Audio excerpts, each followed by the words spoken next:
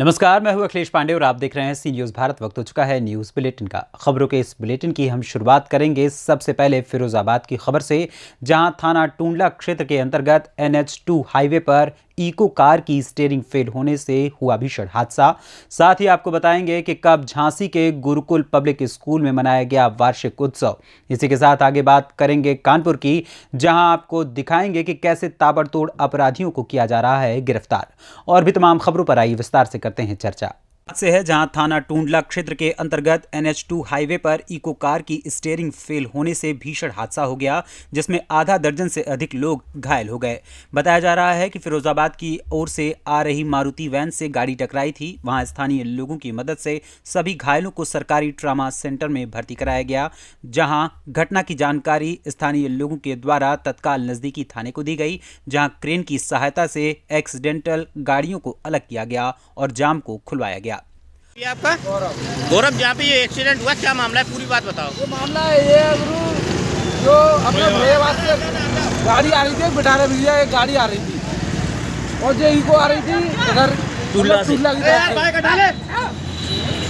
तो बिठारा भैया road cross करके इसमें लगी है इको में। ये इको लगी है इसमें रेलिंग में।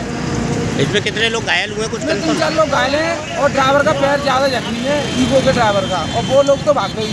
पुलिस मौके पे आ गई थी। हाँ, पुलिस मौके पे आ गई थी। फिरोजाबाद से सी न्यूज़ संवाददाता संदेश कुमार गुप्ता की रिपोर्ट।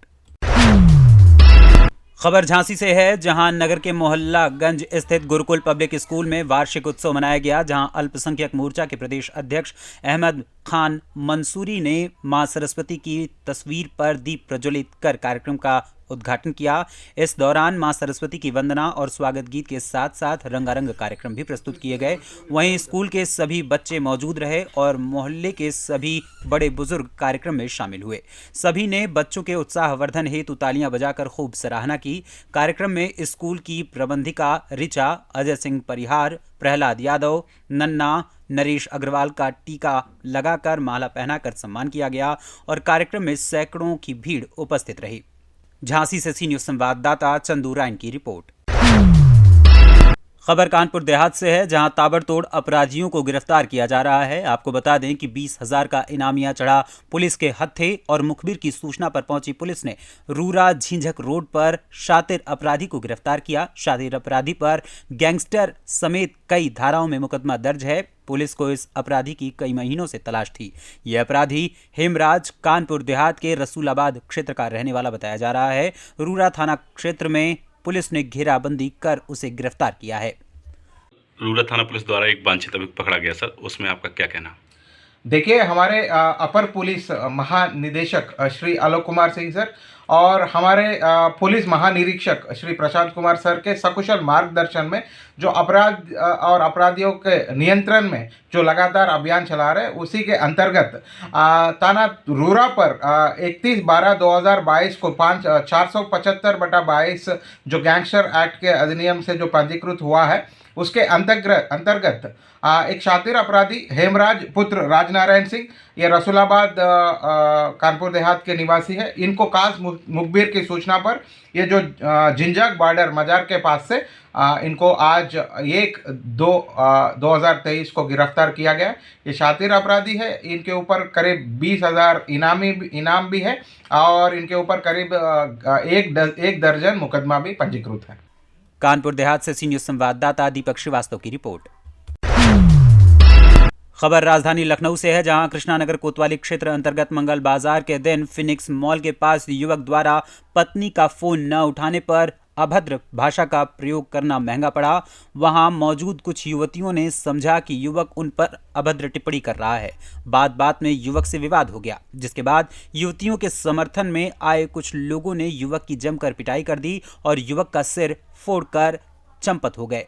वहीं मौके पर पहुंची पुलिस ने युवक को लोक बंधु अस्पताल में भर्ती कराया और युवक की तहरीर पर मुकदमा दर्ज कर हमलावरों की तलाश शुरू कर दी। घायल युवक का नाम कमलेश कुमार श्रीवास्तव है, जो कि एक अखबार का संवाददाता बताया जा रहा है।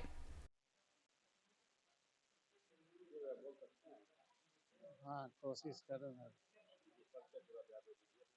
मैं कमल कुमार श्रीवास्तव, ब्रह्म अनुभूति हिंदी दैनिक समाचार पत्र से पत्रकार हूँ और कल हमारे साथ जो है परिवार में कोई किसी के ना होने के कारण मैं बाहर भोजन करता हूँ, और हुआ ये कि कल मैं उधर फिनिक्स मॉल की तरफ निकला तो हम ठेले पे बैठ के फिंगर चिप्स वगैरह खाने लगे, चाउमीन बर्गर।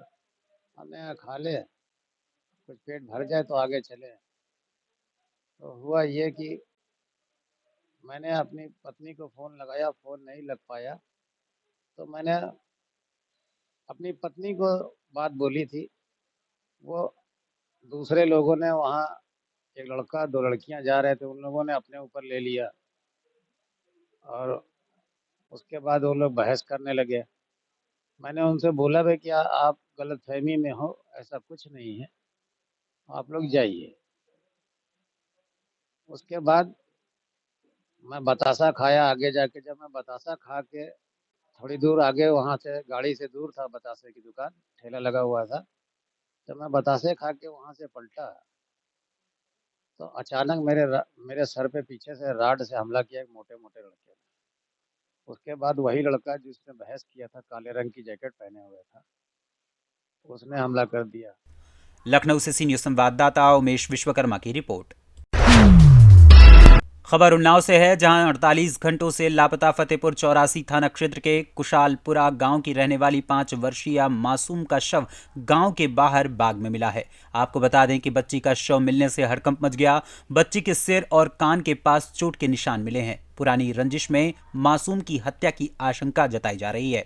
पुलिस ने परिजनों की तहरीर पर अज्ञात के खिलाफ मुकदमा दर्ज कर जांच शुरू कर दी है। घटना को लेकर गांव के एक संदिग्ध को पुलिस ने हिरासत में लेकर पूछताछ शुरू कर दी है।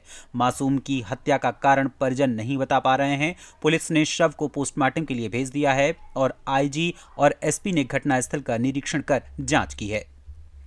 क्या नाम है? संगीत हमारा नाम। तो जब कल बेटी घर से लापता हो गई थी, आज उसकी डेड बॉडी मिली, क्या है पूरी घटना, कैसे जानकारी? हम गए हुए थे फतेहपुर 84, वहाँ से आए 3:30 बजे घर। तो घर आने के बाद हमने देखा अपनी लड़की को, बच्चों से भी पता किया इधर उधर, तो बच्चे बोले हैं खेत की तरफ गई है, लाही की तरफ रो रही थी। तो हमने इधर उधर पता करने लगे हैं, तो धीरे धीरे करके शाम होने लगी। फिर हम चले गए फतेहपुर थाने, वहाँ गए गाड़ी से चाची के लड़के को ले गए। तो वहाँ एप्लीकेशन लिखवाने के लिए गए, तो वहाँ पे हुआ नहीं काम हमारा। फिर उसके बाद में एक दूसरा बंदा था, उन्होंने बोला उसकी तरफ से आई पुलिस। तो हमारे को पहले ये फ़ोन आया, कोई 15-20 मिनट के बाद फ़ोन आया, और जैसे ही हम घर पहुँचे हैं, घर पहुँचने के बाद में पुलिस हमारे पीछे से आ गई। तो रात हो गई धीरे धीरे। फिर जो पुलिस है, कम से कम 50 बंदे गाँव के पुलिस सब लगा के खेत में निकले हैं ढूंढने के लिए। तो रात भर ढूंढे, गांव जाके घूमे, खेतों में ढूंढे, कुआं में, तालाब में। फिर उसके बाद में एलवांसमेंट भी करवाई हर गांव में जाके, कुछ नहीं पता लगा। पूरी रात पुलिस हमारे साथ रही और सब जगह ढूंढी। और फिर सवेर होते हुए 6 बजे फिर निकले हम पता करने के लिए। तो सब प्रधान भी आए, पुलिस भी आई, सब जगह पता करके गई।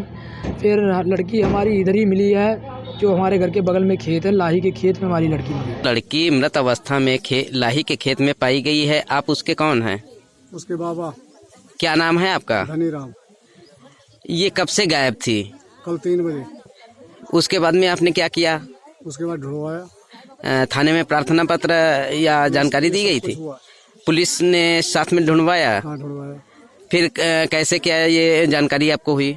जानकारी सुबह जब ढुलाई चालू हुई, फिर 10 बजे मिली लड़की। आपको किसी पे शंका है? शंका हमको किसी नहीं, लड़ाई तो हमारी किसी की नहीं है, पर इसकी जांच पक्की होना चाहिए, इसका हमका इंसाफ चाहिए। पुलिस ने क्या आश्वासन दिया है? पुलिस तो कहती है हम ढूंढ देंगे। किसी की आपका क्या नाम है? ईशा नाम है। हमारी लड़की को किसी ने मार दिया, किसी ने लाई में मार दिया, पता नहीं किसने मारा किसी परिवार में ही है, किसी घर नहीं मारा, घर के बंदे ने। आपकी जो लड़की थी वो कब से गायब थी? कल दोपहर के 3 बजे से, सब बता रहे हैं 3 बजे से यहाँ नहीं थी, 3 बजे से नहीं थी। 3 बजे से नहीं थी उसके बाद में आप लोगों ने क्या किया? सर हम लोग ढूंढने लगे कहाँ कहाँ मतलब हमारी लड़की जा सकती है, सब जगह ढूंढे, हमारी लड़की नहीं मिली। हम लोग इधर आवाज लगा के आए कि बिटिया सिम्मी सिम्मी, कहीं नहीं बोली। फिर हम लोग पूरा रात दिन सुबह से सब ढूंढ ही रहे हैं अपने बच्चे को।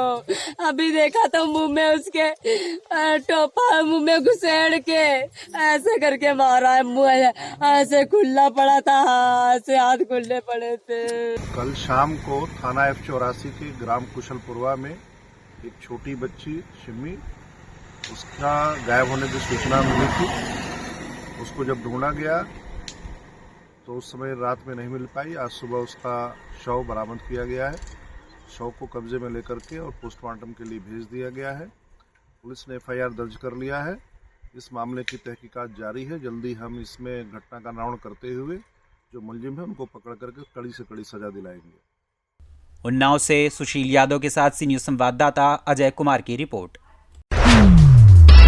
खबर छत्तीसगढ़ के बेमेतरा जिले से है, जहां मुख्यालय में आधी रात को आगजनी का मामला सामने आया है। आपको बता दें कि थाना के बाजू पंजाब जनरल में आधी रात को अचानक आग लगने से दुकान में रखा किराने का सामान जलकर राख हो गया। सूचना मिलने पर तत्काल पुलिस टीम, फायर ब्रिगेड मौके पर पहुंचे, तब जाकर आग पर काबू पाया गया, लेकिन तब तक दुकान में सब कुछ जलकर राख हो चुका था। बेमेतरा छत्तीसगढ़ से सी न्यूज संवाददाता संजू जैन की रिपोर्ट। खबर कन्नौज जनपद से है, जहां कोतवाली क्षेत्र के गांगिन नगला गांव में विक्रम नाम का युवक युवाओं को बहला फुसलाकर सट्टे में पैसे लगवाकर उनको प्रताड़ित करता है। कन्नौज में ही आशुतोष नामक युवक भी इस जाल में फंस गया और अपनी जीवन लीला समाप्त कर ली। बताया जा रहा है कि वो सट्टे में पैसे हार गया था और पैसे की वसूली से परेशान होकर उसने ऐसा कदम उठाया और एक सुसाइड नोट भी लिखा, जिसमें अपनी सारी परेशानी को बयां किया। वहीं इस पूरी घटना की जानकारी के बाद पुलिस ने शव को पोस्टमार्टम के लिए भेज दिया और मामला दर्ज कर जांच पड़ताल शुरू कर दी है। पुलिस का कहना है कि आरोपी को जल्द से जल्द गिरफ्तार कर लिया जाएगा। इस पूरे मामले में मृतक के भाई का क्या कुछ कहना है, आइए आपको सुनाते हैं। क्या नाम है, कहाँ के रहने वाले, क्या मामला? मेरा नाम अभिषेक कुमार त्रिपाठी है। मेरे भाई को लगभग कई दिनों से कुछ लोग परेशान कर रहे थे, जिसमें एक हमारे इनके गांव का गांगी नगला निवासी ग्राम गांगी नगला, पोस्ट कसावा, जिला कन्नौज, थाना छिबरामऊ का एक विक्रम नाम का लड़का, जो कि 5,000 रुपए देके 10,000 रुपए की वसूली करता है और इसी तरीके से हमारे भाई से लगभग 20-20 हजार के 40-40 हजार रुपए वसूल किए। ये सट्टे खिलवाने का काम करवाता है। पहले इसने कहा कि हमारे भाई से एक बार इसने बहुत पहले प्रताड़ित किया था, लगभग 1 साल पहले। तब हमने इसने हमसे डिमांड की थी 2 लाख रुपए की। हमने कहा था ठीक है, हम आपको 2 लाख रुपए देते। हमने अपने घर से हमारा घर उसमें निवासी ग्राम सादीपुर, थाना चौबेपुर, जिला कानपुर नगर के हैं। हमारा यहाँ ननिहाल है। हमने इसको 2 लाख रुपए अपने घर से लाके दिए आके, लेकिन उसके बाद इसने फिर वही काम किया। इसको रोज के रोज इसको 4,000, 10,000, 15,000 रुपए की सीधे प्रॉफिट हो रही है। इस वजह से इसने मेरे भाई को एक टारगेट किया। इनके साथ ही कई लोग इसमें हमारे भाई के फोन पे मैसेज करते थे कि हमको 5 के 10 दो, 3 के 4 दो, 5 के 10 दो या 20 के 40 दोगे तो हम पैसे दे रहे हैं और इसको खेलो। इनका रैकेट इस तरीके का होता है कि हम आपको 2,000 रुपए देंगे, उसके बाद 2,000 के आप हमें 3,000 रुपए देना, 1,000 आप रख लेना। फिर क्या हुआ? मेरे भाई को शाम को, हम वहाँ कानपुर में थे, मेरी मम्मी घर में थी। शाम को बहुत अच्छे से इसने खाना खाया, सब कुछ किया। उसके बाद इसने छत पे जाके बात की। उसके पहले कोई मिलने भी आया था इससे पीछे। मिलने के बाद ये छत पे गया, बात की जाके इसने, और बाद में जोर जोर से कह रहा था कि हम पैसे कहाँ से लाएं, हमारे पास नहीं है। लेकिन थोड़ी ही देर बाद, लगभग 15 मिनट बाद, वो बोला मम्मी से कि मम्मी आप सो जाके, और हम भी सोने जा रहे हैं। इसके बाद थोड़ी बार जब आवाज आई कुछ खटपट की, तो मम्मी दौड़ के गई देखने के लिए। तो उसने देखा कि उसके मुंह से झाग निकल रहा है। मम्मी ने तुरंत उसको उठा के यहाँ के नियरेस्ट जो हॉस्पिटल प्राथमिक उपचार के लिए छिबरामऊ लेके गए। वहाँ पे प्राथमिक उपचार देने के बाद हम उसको वेदांता लेके गए, वेदांता हॉस्पिटल फरुखाबाद। वहाँ पे पूरा उसका इलाज हुआ, लेकिन लगभग 3 दिन के बाद उसकी हालत बहुत ही ज्यादा गंभीर हो गई तथा वो वेंटिलेटर पे चला गया। उसके बाद वेंटिलेटर के बाद हमारा भाई कल सुबह लगभग 6 बजे उसने अपना दम तोड़ दिया। उसके बाद हमने जब पुलिस से बताया तो पुलिस हमारे यहाँ बोली वो पोस्टमार्टम की जब रिपोर्ट आ जाएगी उसके बाद हम कुछ एक्शन लेंगे, जबकि उसका सुसाइड नोट मेरे पास है, लेकिन फिर भी वो कोई भी कार्रवाई नहीं कर रहे हैं। कन्नौज से सी न्यूज संवाददाता महेश गौड़ की रिपोर्ट। खबर कासगंज जनपद से है, जहां सुरक्षा व्यवस्था को दृष्टिगत रखते हुए पुलिस अधीक्षक कासगंज सौरभ दीक्षित द्वारा जनपद के थाना कासगंज क्षेत्रांतर्गत मुख्य बाजार और मिश्रित आबादी वाले स्थानों पर पैदल गश्त किया गया और आम जनमानस से वार्तालाप कर शांति व्यवस्था सुदृढ़ बनाने की अपील की गई। इसके अतिरिक्त किसी भी प्रकार की अराजकता फैलाने वाले व्यक्तियों के विरुद्ध कठोरतम कार्यवाही की चेतावनी भी दी गई। बता दें कि सोशल मीडिया पर पुलिस सतर्क दृष्टि बनाए हुए है। वहीं गश्त के दौरान क्षेत्राधिकारी कासगंज, प्रभारी निरीक्षक कासगंज और अन्य अधिकारी कर्मचारी गण मौजूद रहे। कासगंज से सी न्यूज संवाददाता भीष्मपाल सिंह की रिपोर्ट। खबर मेरठ से है। मेरठ पुलिस के काम करने का तरीका बदल गया है। जहां एक तरफ उत्तर प्रदेश सरकार अपने राज्य में सुरक्षा कायम करने की गारंटी दे रही है, वहीं दूसरी ओर मेरठ में दबंग खुलेआम घूमकर पुलिस को चेतावनी दे रहे हैं। इसका उदाहरण मेरठ में देखने को मिला, जहां 4 महीने पहले एक युवती से रेप के बाद उसका जबरन धर्म परिवर्तन कर उसके परिवार को धमकी दी जा रही है। वहीं किला परीक्षितगढ़ थाना इन सब के बावजूद भी हाथ पर हाथ रखे तमाशा देख रहा है। इस पूरे मामले में आज 4 महीने बीत जाने के बाद भी कोई कार्रवाई नहीं हुई है। अब पीड़ित लड़की और उसके घर वाले आत्महत्या की बात कर रहे हैं। वहीं मामले का संज्ञान लेते हुए वरिष्ठ पुलिस अधीक्षक ने 2 दिनों में सभी आरोपियों को गिरफ्तार करवाने का भरोसा दिया है। क्या नाम है आपका? टीटू। क्या मामला हुआ है? मेरी बहन के साथ गैंग रेप होया है। 4 महीने पहले से मेरी कोई सुनवाई नहीं हो रही है। थाने जा के हमें चक्कर पे चक्कर कटा रहे हैं और वे जान से मारने की हमें धमकी दे रहे हैं। और फैसले पे अगर तुमने फैसला नहीं करा तो तुम्हारी बहन को खत्म कर देंगे, पूरे परिवार को खत्म कर देंगे।